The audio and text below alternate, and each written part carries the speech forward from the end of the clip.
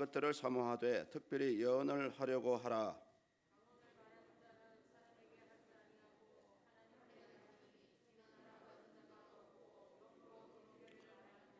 그러나 예언하는 자는 사람에게 말하여 덕을 세우며 권면하며 위로하는 것이요,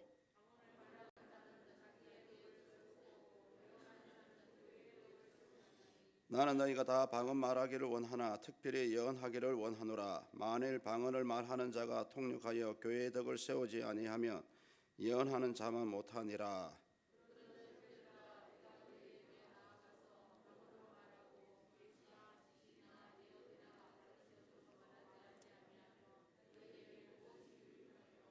혹 피레나 검은거와 같이 생명 없는 것이 소리를 낼 때에 그 음의 분별을 나타내지 아니하면 피리 부는 것인지 검은거 다는 것인지 어찌 알게 되리요.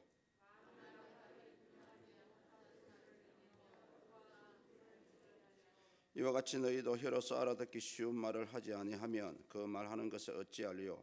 이는 허공에다 말하는 것이라.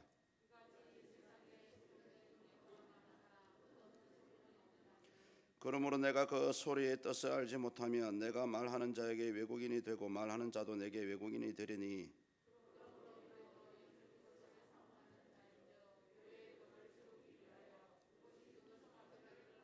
그러므로 방언을 말하는 자는 통역하기를 기도할지니,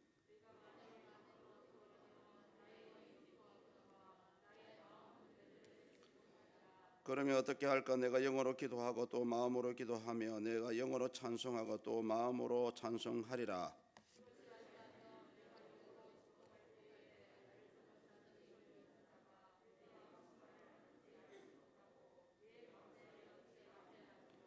너는 감사를 잘 하였으나 그러나 다른 사람은 덕세움을 받지 못하리라.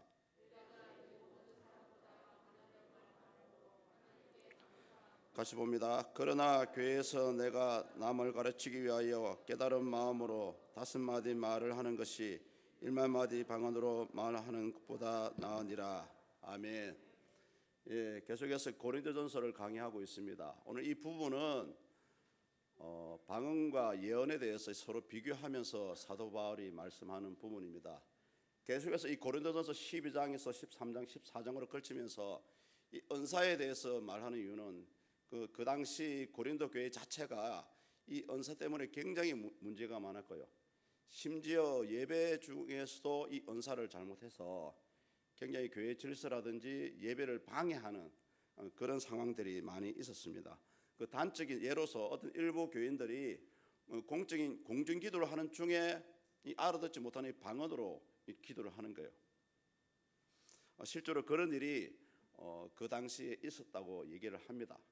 그래서 사도 바울은 차라리 이 방언과 같이 은사를 잘못하게 사용할 바에는 차라리 이 본문에서는 예언을 하는 것이 낫지 않느냐 이런 얘기를 하고 있죠. 저는 오늘 이 부분을 통해서 우리가 한번 생각해 봐야 될 부분이 뭐냐면은 은사는 여러분 다 좋습니다. 은사는 누구든지 사모하고 받기를 소망해야 됩니다. 왜요? 사도 바울도 오늘 본문을 통해서 더욱더 풍성하기를 구하라고 말씀하고 있지 않습니까? 특별히 이 은사를 통해서 저와 여러분들은 하나님의 일을 할 수가 있어요. 사람의 힘으로 하는 것은 한계가 있습니다. 그렇지만 하나님께서 그런 달란트를 주시고 이 은사를 주셨다면 그것을 통해서 하는 것이 어떻게 보면 하나님께 영광이고요. 교회 안에서는 질서가 세워질 수가 있습니다. 그래서 우리는 이 은사에 대해서 한번 생각해 보실 때에 한 부분, 방언이라는 한 부분, 예언이라는 한 부분에 너무 꽂히지 마시고요. 이 하나님 왜 이 은사를 주셨는가? 이 전체적인 시각으로 우리는 바라볼 필요가 있습니다. 그런데 실제로 그 1세기 당시 고린도 교회는 굉장히 자기가 받은 은사가 최고라고 이렇게 생각하는 사람들이 많았던 것 같습니다. 그 중에 이 방언을 받은 사람들이 더 이제 문제를 일으키고 그는 문제가 된 것 같습니다. 그래서 당시 1세기 고린도 교인과 같이 한쪽에 치우쳐 있는 그런 모습들을 잘 비유해주는 예화가 하나 있습니다. 그 19세기 시인인 존 고도프리 삭스가 이 고대 이제 인도의 그 민담을 해학적으로 시로 기록한 내용이 있거든요. 이 내용이 뭐냐면은 잘 아실 것입니다. 장님과 코끼리라는 시입니다. 들어보셨습니까? 그 뜻도 안 하시는 건데요. 이 6명의 시각장애인들이 처음 들어본 이 코끼리에 대해서 이제 알아가는 과정인데요. 각자가 이제 다른 방향에서 코끼리를 만지면서 이 코끼리는 어떻다라고 이제 정의를 내리는 그런 이야기입니다. 한 사람은 코끼리 이 옆구리를 부딪혀 보니까 든든하거든요. 그래서 코끼리는 마치 벽과 같이 생겼다라고 이 정의를 내리고요. 또 어떤 사람은 코끼리의 날카로운 상아를 만지니까 벤들벤들하면서 창처럼 생겼기 때문에 코끼리는 창처럼 생긴 동물이다라고 얘기합니다. 또 어떤 사람은 코끼리의 꿈틀꿈틀거리는 코를 만집니다.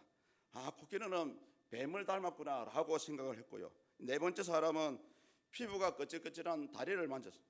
그러니까 코끼리는 나무를 닮았다라고 얘기합니다. 다섯 번째 사람은 코끼리의 펄럭이는 길을 만져요. 마치 코끼리는 선풍기와 같다라고 정의를 했고요. 마지막 여섯 사람은 흔들리는 꼬리를 붙잡고 코끼리는 밧줄 같다라고 결론을 내리게 됩니다. 이 문제는 뭐냐면은 이 6명의 장애인들이 자기의 생각만 옳다고 이제 주장을 하는 거예요. 결론적으로 이들 6명이 주장하는 내용들은 부분적으로는 맞습니다만은 전체적으로 봤을 때는 틀렸다는 것입니다. 실제로 그 당시 고린도 교인들도 하나님의 은사가 종류가 여러 가지지 않습니까? 제가 신약성경에 찾아보니까 은사가 우리 사람이 받을 수 있는 은사가 23가지나 된다고 나와 있습니다. 각각의 은사가 자기 받은 것만이 최고라고 생각을 하고 있었고요. 또 다른 은사들에 대해서는 방금 제가 소개했던 이 6명의 그 장애인과 같이 잘못 이제 생각하고 그렇게 있었습니다. 이것이 이제 문제가 되었죠. 여기 계신 우리 성도님들은 이 은사에 대해서 어떻게 생각하십니까? 혹시 사모하십니까? 사모하고 계세요? 달라고 기도하십니까? 여러분 기도하실 때마다 돈 달라고 기도하시지 마시고요. 하나님 은사를 달라고 기도하십시오. 은사를 달라고 기도하시면은 그 은사를 통해서 물질은 자연적으로 따라옵니다. 여러분 건강을 달라고 기도하지 마시고요. 내가 하나님 일을 할 수 있도록 은사를 달라고 하십시오. 하나님의 일을 하고자 하는 자에게는 하나님께서 물질도 주시고 건강도 주시고요. 여러분의 사업도 번창하게 하십니다. 사도 바울은 그래서 이제 이 당시 이제 문제가 되었던 특별히 문제가 되었던 이 방언과 예언을 비교하면서 설명을 하는데 특히 사도 바울이 이 은사에 대해서 자기 입장을 오늘 본문 14장을 통해서 세 가지로 주장을 합니다. 그 한 가지는 뭐냐면은 이 은사는 다른 사람과 교회 공동체에 덕을 세워준다는 거죠. 본문 3절과 4절입니다. 함께 읽겠습니다. 그러나 예언하는 자는 사람에게 말하여 덕을 세우며 건면하며 위로하는 것이요 방언을 말하는 자는 자기의 덕을 세우고 예언하는 자는 교회의 덕을 세우나니 아멘. 여기서 덕을 세운다는 것은 물론 방언이든 예언이든 다 사람에게 유익된 것이고요. 개인적이든 전체적인 간에 다 덕을 세우고 있습니다. 이 원문에서 이 덕을 세운다는 말은 뭐냐면 여러분 건물을 세운다는 그런 뜻을 가지고 있습니다. 마치 우리 교회와 같아요. 어떻게 보면 이 은사는 교회 구성원 한 사람 한 사람을 바르게 세워주는 그런 역할을 합니다. 그래서 사도 바울은 이 은사를 통해서 신자의 믿음은 물론이고 그의 삶까지도 향상시켜 줄 수 있다고 이렇게 얘기를 해서 덕을 세운다라고 얘기합니다. 그래서 하나님께서 이 은사를 주신 것은 물론 방언과 같이 개인적으로 유익도 있지만은 어떻게 보면은 교회 전체적으로 교회를 바르게 세워가기 위해서 이 은사를 주셨다고 볼 수가 있습니다. 그래서 사도 바울이 표현하기를 건물을 세우는 것이다. 이 은사를 통해서 덕을 세우는 것은 건물을 세우는 것이다 라고 얘기를 하고 있습니다. 방금 읽었던 말씀대로 3절과 4절에서는 방언은 개인의 신앙을 세워주고요 예언은 공동체 전체를 만들어가는 그런 역할을 하고 있다고 말씀합니다. 방언의 경우를 들어보십시오. 이 방언은 우리 신자 한 사람 한 사람이 과연 내가 하나님을 만났을까?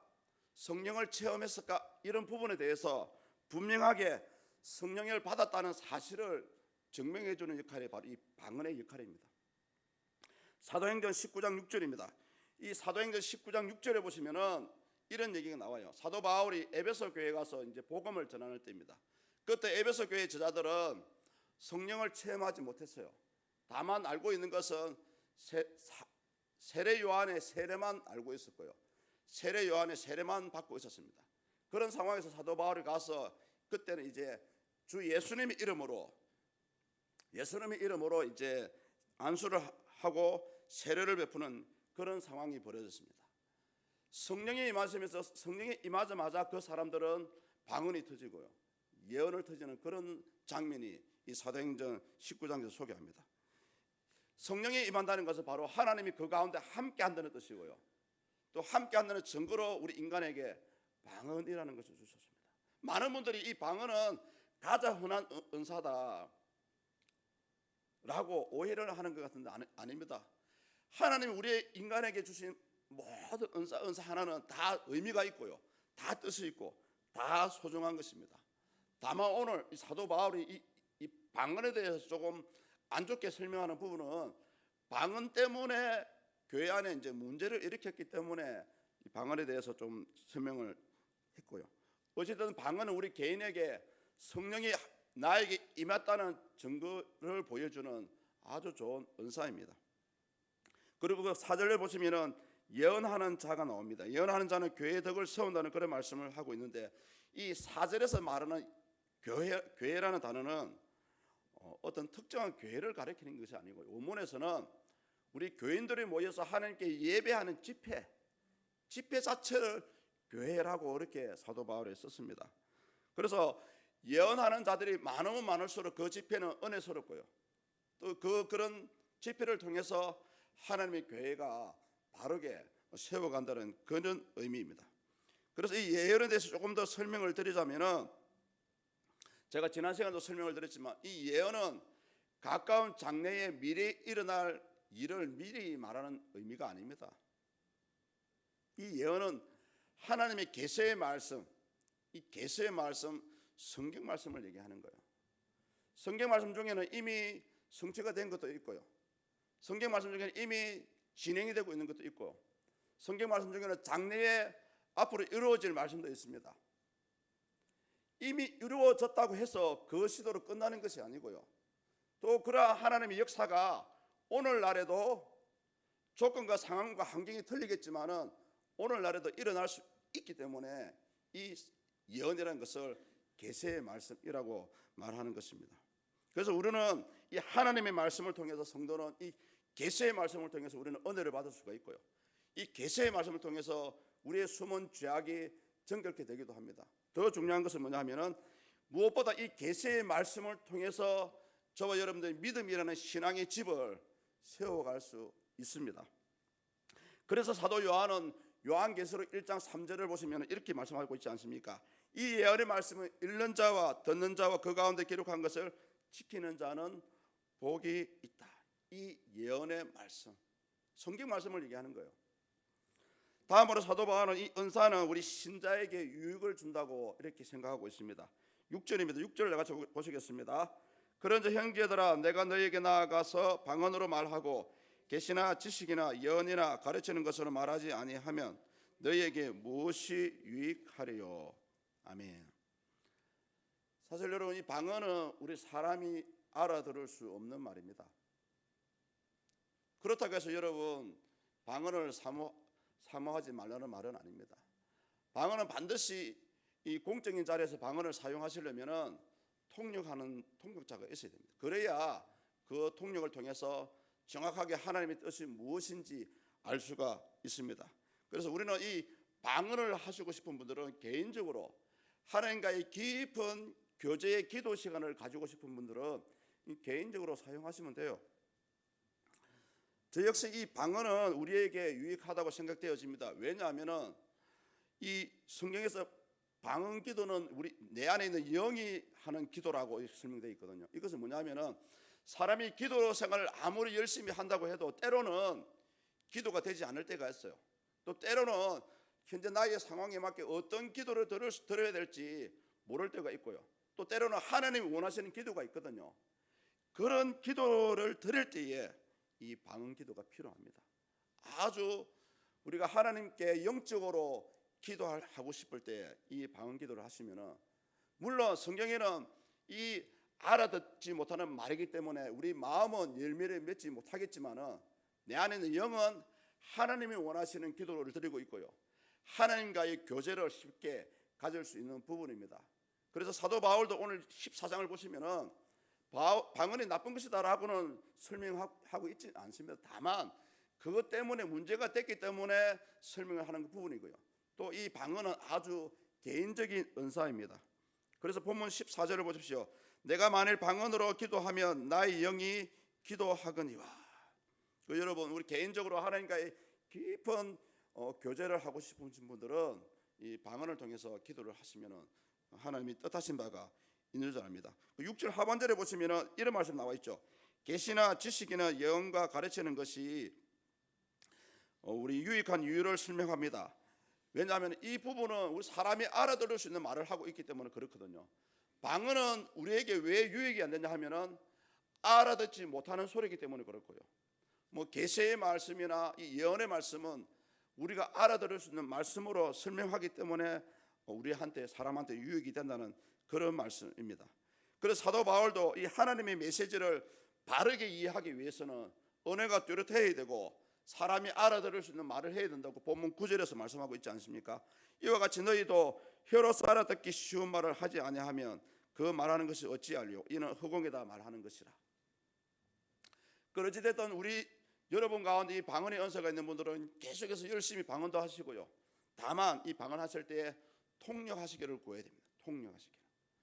그것은 그냥 은사에 대한 욕심이라 생각하시면 안 되고, 이 통역을 통해서 하나님이 원하시는 깊은 뜻을 우리가 분별할 수 있기 때문에 방언하시는 분들은 반드시 통역을 구해야 됩니다.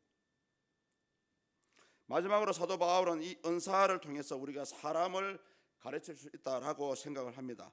이 부분에 대해서 그 본문 16절에서 19절까지 하시는 말씀이거든요. 우리 맨 마지막에 나와 있는 19절만 다 같이 한번 읽어보시겠습니다.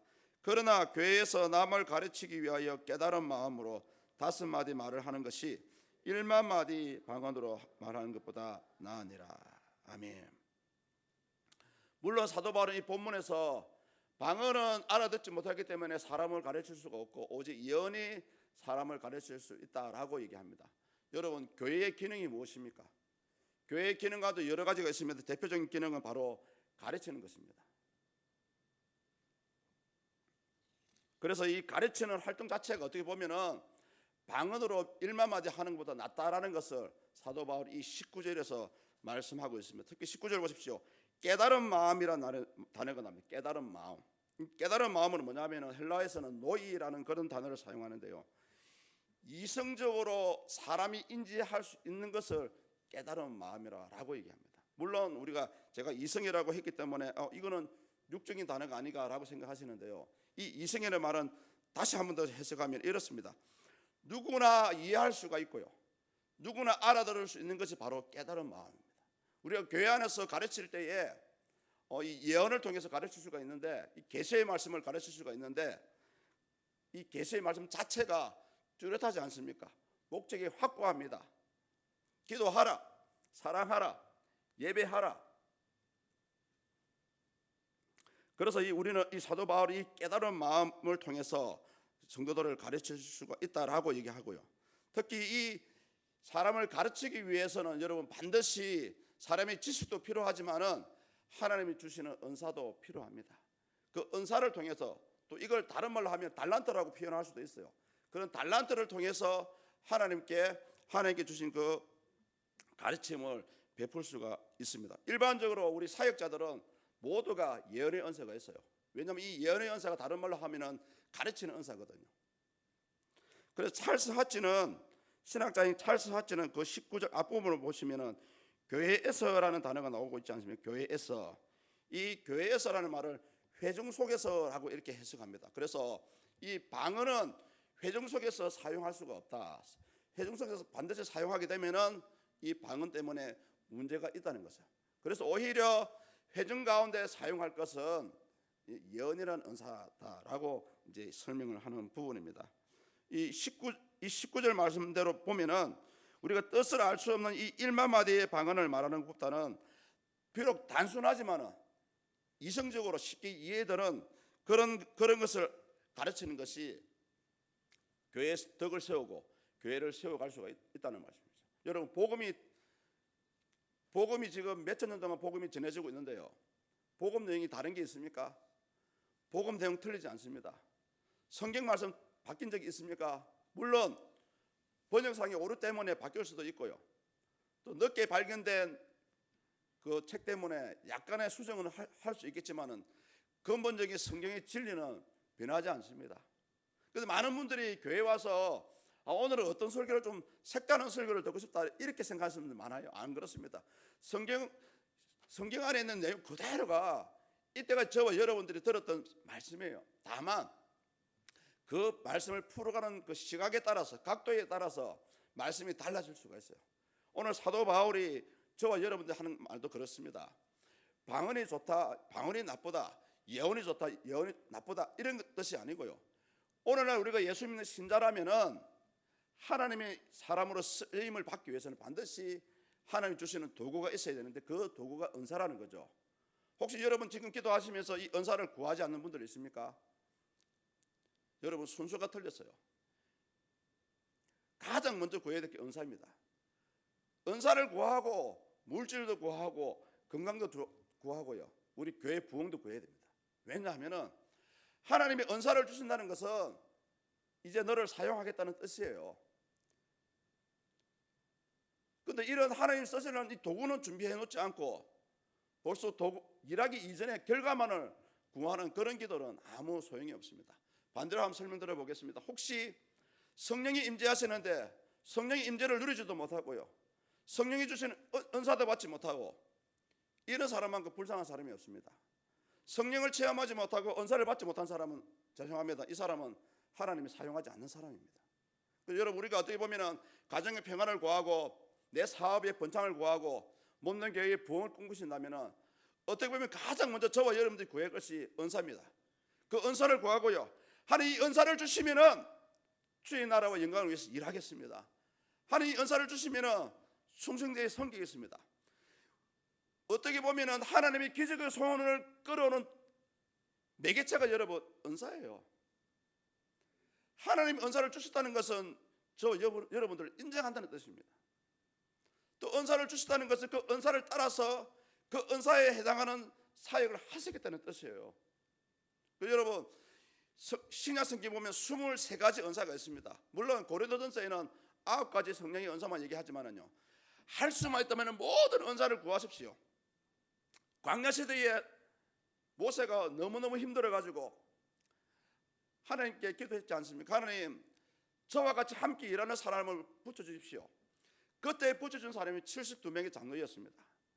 하나님의 성령이 임하자 이 72명의 사람들은 뭐 했습니까? 그 보시면 두 사람의 장로가 하나님 부르시는 장소에 안 나갔는데 집에서 예언하고 난리가 났어요.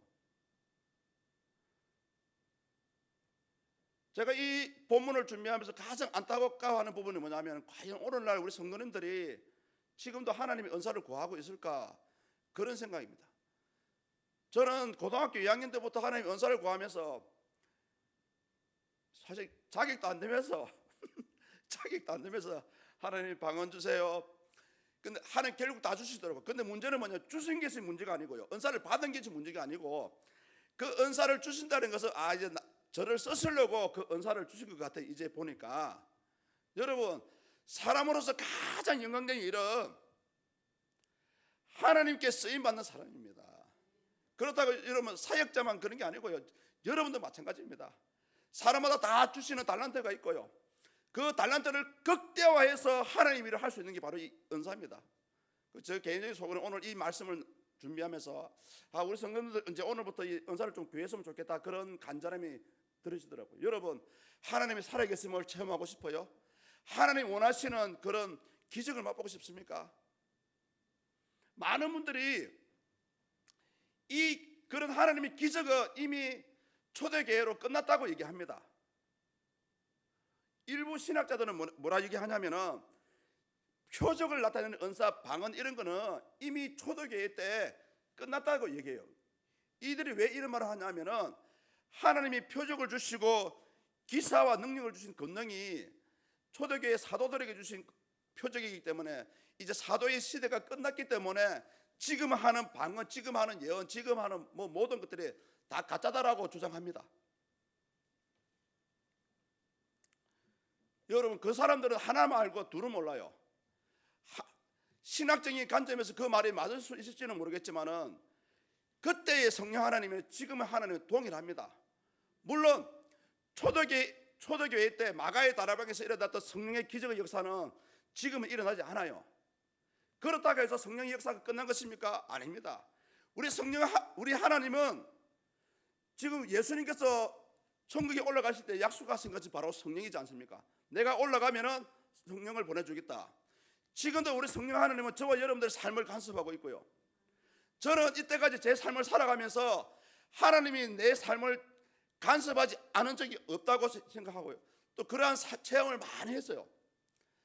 시간이 지나다 보면 결국 하나님께서 인도하셨구나, 하나님께서 사람을 만나게 하시고 하나님께서 대구로 오게 하시고 이런 삶의 모습들이 보여지는 거예요. 여러분, 초대교회와 같은 성령의 역사는 없을지라도 우리 하나님은 지금도 당신의 은혜를 사모하고 성령을 구하고 은사를 구하는 일을 찾으십니다. 지금도 하나님은 은혜를 베푸시기 원하고요, 복 주시기 원하시는 분입니다. 많은 분들이 하나님이 원하시는 길을 찾지 않고 도리어 세상적인 것만 구해요. 하나님 오늘 사업 잘 되게 해주십시오. 하나님 우리 아들 취직되게 해주십시오. 물론 그것은 구하는 게 맞습니다만은 우선적으로 저와 여러분들이 구할 것은 하나님이 성령 영역을 주세요. 하나님 은혜를 주세요. 은혜를 주셔야 제가 하나님 일을 할 수 있습니다. 교회 안에서 진짜 하나님께 섬기고 싶고 하나님이 기적을 맛보고 싶습니까? 그렇다면 여러분, 나이하고 상관없어요. 당장 내일 모레 천국 가실 분도 오늘이라도 은사를 구해야 됩니다. 왜요? 오늘이라도 하나님은 여러분을 사용하세요. 그래서 저는 이렇게 얘기합니다. 내가 단 하루의 삶이 남았다 할지라도 하나님께 능력을 구해야 되고요, 내가 당장 내일 죽을지라도 오늘 내가 일할 수 있는 힘을 달라고 구해야 됩니다. 많은 분들이 정작 구해야 될 것은 구하지 않고 다들 구하는 기도의 제목들이 세상적인 것이에요. 세상적인 것. 물론 하나님 알고 계세요. 사실은 여러분들이 그런 세상적인 것 구하지 않아도 이미 다 예비되어 있습니다. 그런데 왜 받지 못할까요? 정작 하나님이 원하시는 것을 안 구하는 거예요. 하나님 기뻐하시는 것을 안 구한다니까요. 하나님 원하시는 것은 여러분들에게 일할 수 있는 능력을 줘가지고 여러분을 통해서 하나님 복음이 전해지기를 원하고요, 여러분을 통해서 하나님 교회가 부흥되기를 원합니다. 오늘 많은 분들이 제가 지난 수요일에도 얘기했지만은 다들 사사시대와 같은 삶을 살아가고요, 그때 왕이 없으므로 자기의 소견대로 판단하고 살았더라. 오늘 예수 믿는 많은 분들이 자기의 소견대로만 판단해요. 정죄하고 왜 교회가 이 모양 이꼴이지, 왜 내 마음대로 안 해주지. 우리의 생각과 뜻으로 구하는 것이 아니고요, 과연 이 시간 하나님께서 우리 교회에게 원하시는 것이 무엇인지 하나님의 뜻을 구해야 돼요. 많은 분들이 하나님은 왕입니다, 나의 구주십니다 하면서도 정작 하나님 인정을 안 하는 거예요. 그러니까 내 마음대로 쓴 거예요. 내 마음대로 정죄하고 내 마음대로 판단하고 나는 오늘부터 교회 안 나가, 나는 오늘부터 11조 안 해. 다들 그래요. 여러분, 우리가 신앙생활은 사람 보고 하는 신앙생활 아닙니다. 절대 사람 보고 신앙생활 하면 반드시 그 사람은 실족하게 되어 있고요, 반드시 그 사람은 세상으로 내려갑니다. 오로지 이 시간 여러분, 아무리 목사님이 이뻐 보이고 귀해 보여도 존중하고 섬기십시오. 다만 그렇지만 우리 믿음의 대상은 오직 예수 그리스도뿐입니다. 사람을 바라보니까 넘어지는 거고요, 내 뜻대로 안 되니까 넘어지는 거예요. 분명히 사도 바울이 오늘 이 은사에 대해서 12장, 13장, 14절에 말하는 것이 뭐냐면 교회 안에 질서가 있다는 거예요. 오늘 제가 14장 이후 나오는 부분은 설교를 안 할 예정입니다만은 분명히 뒤에 보시면은 그랬거든요. 질서가 있다. 모든 부분에 질서가 있습니다. 그래서 이 질서 때문에 사역자를 세우고요. 이 질서 때문에 우리 장로님들을 세우시고, 이 질서 때문에 안수시원을 세우고 교사를 세우고 세워가는 거거든요. 그래서 저는 이 코로나가 딱 왔을 때 제가 새벽기도에 딱 했던 첫 마디가 이 코로나 시대가 이제 신사대 시대입니다라고 그렇게 한번 얘기한 적이 있어요. 많은 사람들이 이 코로나를 핑계대고 자기 마음대로 결정해요. 자기 마음대로 판단하고. 이제는 아닙니다. 여러분, 위드 코로나, 이제 이 코로나는 없어지지 않아요. 하나님이 없애주지 않는 이상에는. 그렇다면 이제 우리가 성도로서 해야 될 일 다 해야 됩니다. 성도로서 예배하고 기도하고요, 부스끼리 모여서 기도하시고 또 부스끼리 모여서 전도도 하시고요. 코로나 핑계대고 전도 안 하실 겁니까? 하나님 보실 때는 코로나 아무것도 아닙니다. 여러분, 참 감사하게도 우리 교회 안에는 코로나에 걸린 사람이 없지만 어제 아래 우리나라에 하루 만에 80명의 사람이 코로나 때문에 죽었다고 방송에 나왔습니다. 여러분, 이제는 코로나 무서워할 필요도 없고요, 핑계 댈 것도 없습니다. 우리가 교회로서 할 일은 최선을 다해서 일해야 됩니다. 예배하고 기도하고 뜨겁게 기도하고요. 오늘 많은 분들이 이제 초대교회로 돌아가자 이런 그 취지는 좋은데 표현이 틀려서 그렇지 막 초대교회로 돌아가자 그러거든요. 여러분, 초대교회의 출발점은 뭐였습니까? 기도였습니다. 하나님 원하시는 기도를 안 해놓고 벌써 결과만 바라보고 있어요. 오늘 사도 바울이 이 성령을 얘기하는 것도 그겁니다. 방언도 좋고 은사도 좋고 다 좋은데 중요한 것은 뭐냐? 교회의 유익을 위해서, 교회 공동체를 세워가기 위해서 하나님이 여러분에게 직분을 주신 것도 교회를 반듯하게 세워가라고 직분을 주신 거고요. 오늘 우리 목사님도 설교하셨지만은 하나님께서 여러분에게 물들 주시고 건강도 주신 것도 다 몸된 교회를 세워가기 위해서 주신 거예요. 그런데 정작 우리는 그것을 하나님 원하시는 방법대로 못 쓰는 거예요.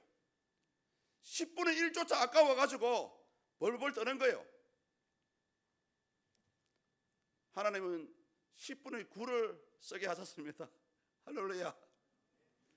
여러분, 이제 이 은사를 통해서 우리는 한번 생각해 봐야 됩니다. 과연 내가 현재 이 시간 이후로 내가 어떠한 삶을 살아야 될까? 제가 일주일 동안 고민한 게 뭐냐면은 저 역시 하나님 저를 좀 사용해 주십시오. 저는 하나님 나라와 영광을 위해서 어떤 일을 해야 됩니까? 이런 기도만 드렸거든요. 이제 여러분의 삶도 마찬가지입니다. 꼭 사역자이기 때문에 그런 기도를 하는 것이 아니고요, 도리어 일반 평신도기 때문에 어떻게 보면은 이 고린도전서와 같은 은사를 구해야 되고, 주님 저라도 주의 나라와 영광을 위해서 못 맞춰 충성하겠습니다, 이런 사람들이 많이 나와요. 우리 교회 안에 그런 사람들이 많이 나와야 돼요. 전체를 봤을 때 모두가 그런 사람이 될 수가 없어요. 왜요? 각자가 받은 달란트가 있고 이 신앙의 그릇들이 있기 때문에 그렇습니다. 그렇지만 비록 한 달란트 받은 자라 할지라도 하나님 나라와 영광을 위한다면은 그 달란트 아무 상관없어요. 10달란트 받은 사람 못지않게 여러분의 달란트를 쓸 수가 있습니다. 그런데 중요한 것은 뭐냐면은 안 한다는 거죠. 안 구하고 받아도 안 쓰고, 하나님이 쓰시라고 주셨는데 엉뚱한 데 사용하고. 주의 나라와 영광을 위해서 여러분의 몸을 한번 보십시오. 새벽마다 나와서 하나님 새벽에 짧은 시간이지만 저희 몸을 드립니다 하면은 여러분 건강 달라 하지가 않아도 자연적으로 하나님은 건강을 주시고요. 그 오늘날 많은 분들이 기적이 없다고 얘기해요. 아닌데 지금도 여러분 전국 곳곳에 수문 곳곳에서 하나님 뜻대로 살아가려는 자에게는 하나님이 홍해를 열어주는 기적이 나오고요, 진짜 죽은 자가 살아나는 기적이 나와요. 근데 우리가 그걸 믿지 못하고 구하지 않고 나는 안 될 거야, 애초 처음부터 안 구하는 거예요. 은사도 마찬가지입니다. 여러분, 사도 바울이 고린도 교회에만 은사가 있었기 때문에 이 성경을 쓴 게 아니에요. 오늘 살아가면서 성령도 체험도 하지 못하고 은사도 체험하지 못하고 하나님이 살아계신도 체험하지 못하는데 어떻게 믿습니까? 눈에 보이지는 않는 하나님 어떻게 믿으세요? 그래서 사도 바울이 고린도서 12장에 보면 믿음도 하나님 은사라고 말하고 있지 않습니까? 이미 저와 여러분들은 이 은사를 당연하게 구해야 되고요, 이 은사를 통해서 당연하게 하나님의 나라와 몸된 교회를 위해서 충성 봉사해야 됩니다. 오늘 제가 우리 청년들하고 교제를 나누면서 과거 교부시대 사도 이후의 시대가 교부시대인데, 교부시대에 신앙생활을 했던 분들을 소개를 한 적이 있어요. 이분들은 여러분 하루 종일 낮에는 노동을 했고요, 밤마다 잠자는 시간 쪼개가지고 밤마다 밤을 새워가면서 기도를 했고요, 오히려 밥 먹는 시간보다 기도하는 시간을 선호했던 분들입니다. 이런 분들의 피와 땀과 수고가 있었기 때문에 오늘날 이 기독교가 그래도 몇천 년 동안 흘러오면서 끊기지 않고 살아있는 거예요. 우리 한국교회도 마찬가지입니다. 우리 믿음의 선배들, 그분들의 희생과 수고와 밤마다 부르짖는 그 기도의 소리 때문에 우리 이 나라 민족이 오늘 이렇게 경제대국이 되었고요, 이렇게 저와 여러분들이 편안하게 하나님의 신앙생활을 할 수 있습니다. 과거에 비교했을 때 요즘 여러분의 신앙생활은 솔직히 거저입니다. 거저. 누가 시키고 안 시키고 상관없는 거예요. 진짜 내가 하나님을 사랑한다면 여러분이 하나님을 사랑하는 정도가 어느 정도인지는 모르겠지만 하나님을 사랑하는 만큼의 여러분의 행동이 나오게 돼 있어요. 하나님을 사랑하니까 새벽기도 나오고요, 하나님을 사랑하니까 수요 예배도 나옵니다. 그 바쁜 중에. 그런데 왜 주일날 하나님 사랑한다면 주일날 오전만 보이시고 오후에는 안 보이십니까? 그건 하나님 사랑한다는 말이 아닙니다. 하나님 밤만 사랑한다는 거예요. 여러분, 이제부터 우리가 이 성령의 은사를 구하시되 이 은사를 통해서 진짜 하나님 사랑하는 모습들이 여러분의 삶 가운데 나타나기를 축복합니다. 기도하겠습니다.